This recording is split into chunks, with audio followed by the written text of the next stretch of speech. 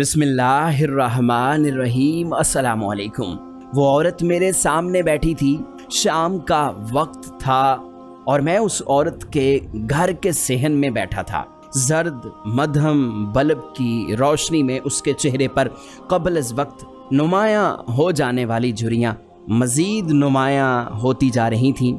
नहीफ बदन के साथ उसका हाथ तेज़ी से सिलाई मशीन के व्हील का हैंडल घुमा रहा था और उस औरत के छोटे छोटे 5 बच्चे सहन में शरारतें करते फिर रहे थे। लोगों के कपड़े सिलाई करते करते उस औरत के हाथों की उंगलियों पर कैंची पकड़ने से चुंडियाँ सी बन चुकी थीं, जो उसके कमज़ोर हाथों पर मज़ीद नुमायां हो रही थीं। एक सूट की कितनी सिलाई है? मैंने पूछा। 60 रुपये, उस औरत ने बताया और उसकी आंखों में चमक दर आई। मैंने फ़ौरन से कहा कि ठीक है, अगर आज सूट दूं तो कब तक मिल जाएगा? कल शाम तक मिल जाएगा। उस औरत ने आस भरी आवाज़ में कहा, गोया 60 रुपये की हकीर रकम उसका कोई ख्वाब पूरा करने वाली थी। मेरे जहन में लालच दर आया कि सिर्फ एक दिन में सूट तैयार करना, और वो भी सिर्फ 60 रुपये में, जबकि पिछले महीने मैंने अपनी बेगम के 2 सूट 600 रुपये सिलाई देकर सिलवाए थे और 15 दिन के वादे पर भी वो सूट मुझे शायद 25वें दिन मिले थे। इस औरत के हाथ में सफाई तो बहुत थी। दिल ठहर सा गया था कि काम यहीं से करवाना है। बहरहाल मैंने जहन में सोचा कि इतने कम वक्त और इससे भी कम दाम में ये मौका दोबारा नहीं मिलेगा। वो औरत ज़रा देर बाद मशीन से सर उठाकर बच्चों को एक नज़र देखती, दरमियान में एक दफ़ा उठकर मिट्टी के हाथ से बने हुए लकड़ियों वाले चूल्हे पर रखी हांडी में चम्मच हिलाया और सुलगती लकड़ियों में से एक को बाहर निकालकर पानी से बुझा दिया। गरम लकड़ी पर पानी डालने से एकदम शरर शरर की आवाज़ आई।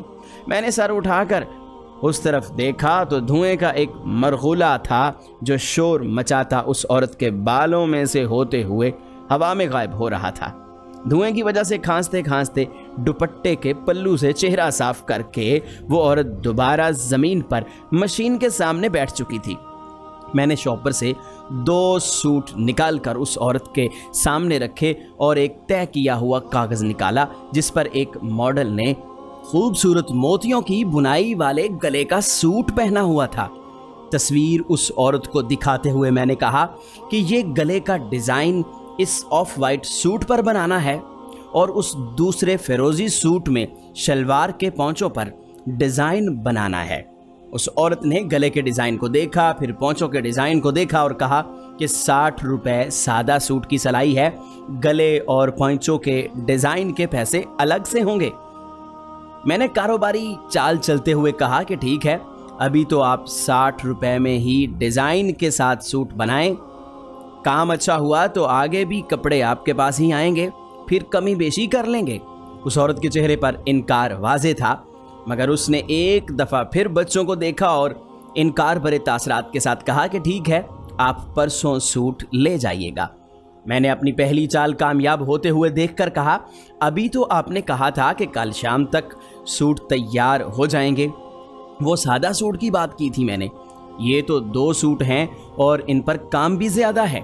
उस औरत ने बेबसी से कहा, गोया उसे मजबूरी दरपेश ना होती तो वो इतने पैसों में काम को हाथ भी ना लगाती।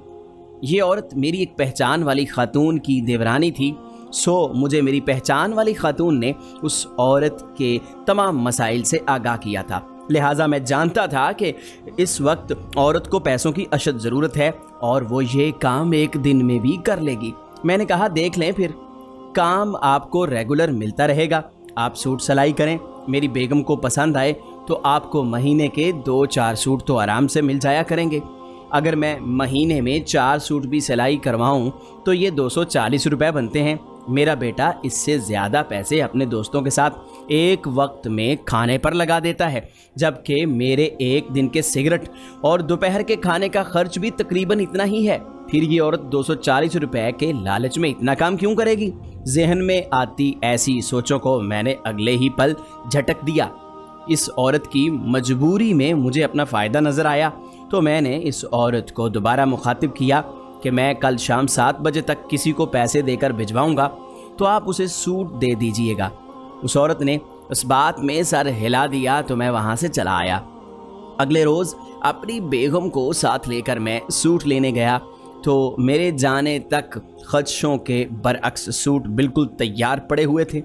बेगम ने सूट देखे तो उसे बेहद पसंद आए। नफासत से हुई सिलाई को देखकर मेरा भी जी खुश हो गया। मैं और बेगम तारीफ करते करते रुक गए कि मुबादा वो औरत अगले सूट पर सिलाई ज़्यादा ना कर दे। वो औरत अपने बच्चों को पढ़ा लिखा कर कुछ बनाना चाहती थी।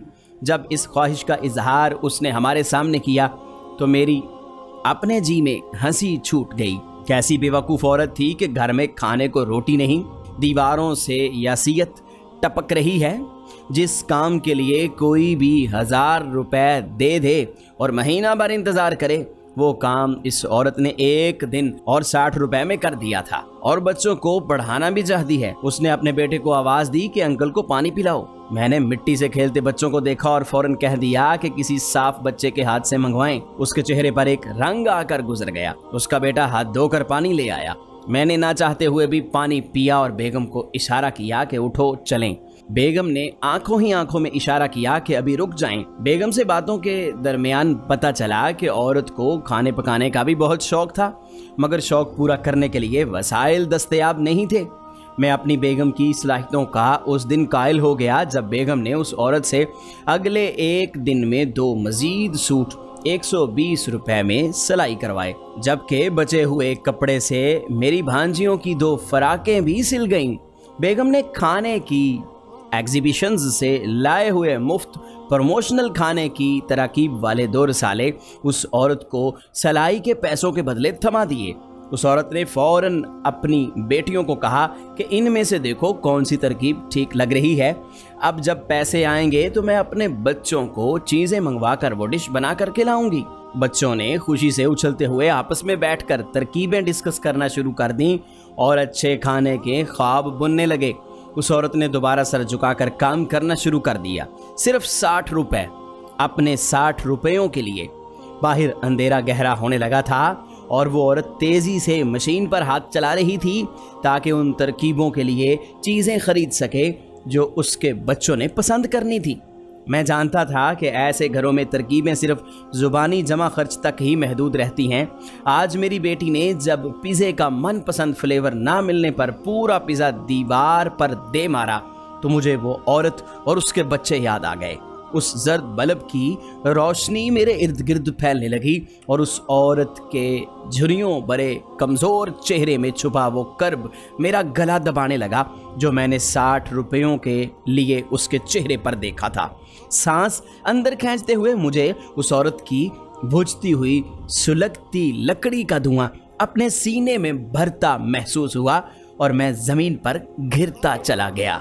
प्यारे दोस्तों, ये कहानी एक मजबूर औरत की बेबसी को बयान करती है और इसके साथ साथ इस कहानी में हमें पता चलता है कि मजबूर और बेबस औरत जो कि अपने बच्चों को पढ़ाने के ख्वाब देखती है, अच्छा खाना खिलाने के ख्वाब देखती है, लोग उस पर हंसते हैं। ये हमारे मुआशरे का एक तल्ख रवैया है कि अगर कोई गरीब मजबूर हो तो उसका भरपूर फ़ायदा उठाया जाता है, ना कि उसकी मदद की जाती है। ये कहानी हम सब के लिए एक सबक है कि हमें गरीबों की, मजबूरों की, बेकसों की मदद करनी चाहिए। मदद करने से अल्लाह अपने बंदे से बहुत खुश होता है।